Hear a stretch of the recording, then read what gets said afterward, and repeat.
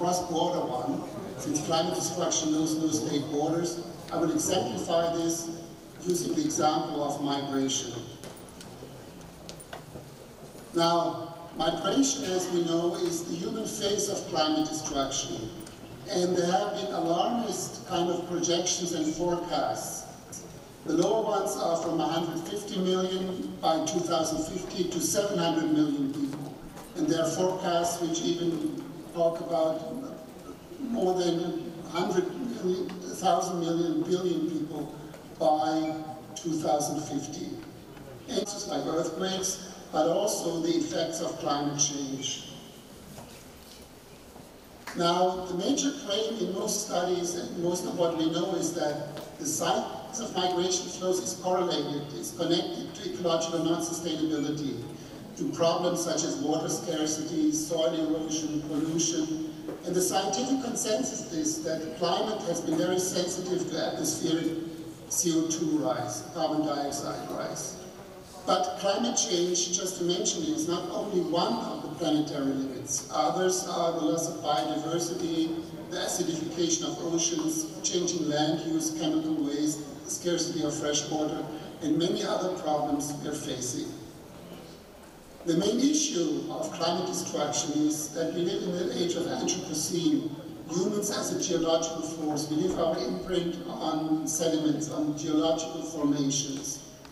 And it's the sociological question. Now, let me talk about the state of the art, what do we know about climate change and migration. I will then move to three perspectives in developing climate change and migration as a sociological question, and then talk about what social scientists like sociologists can contribute to the public sphere, to public policies. The consequences of the earthquake in Syria and Turkey, the horrific event, that many people have to stay put, they cannot move. So this is even much more of a major problem than climate migration. Another fact we know is that slow onset climate events, like sea water level rise, droughts for example, are more likely to induce migration than rapid onset changes. Rapid onset changes, for example, cyclones, hurricanes, and so on. Now, it does not immediately often lead to climate change to trigger civil conflicts in affected areas, linear and nonlinear years, which bring droughts and rain. And in Africa, in the future. Now, what are the perspectives on climate change and migration? The first perspective, which was prevalent in the 1980s and 1990s, was that climate change leads to security threats, security of land, of water, for example, and that there are then violence and armed conflicts. And that leads to migration. And migration, if it goes beyond borders, leads to the perception of overload in receiving regions. So it's a vicious circle. And indeed, what research has established is that those countries, those economies most vulnerable to climate change and the consequences of climate change and migration, among others, are so-called extractive economies, monocultures, economies which really depend on the export of raw materials and resources.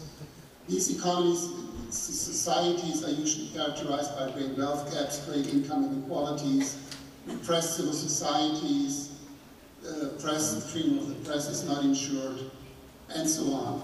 So in this perspective, the perspective of climate change causing direct effects, migrants are mainly seen as victims. But in the perspective as a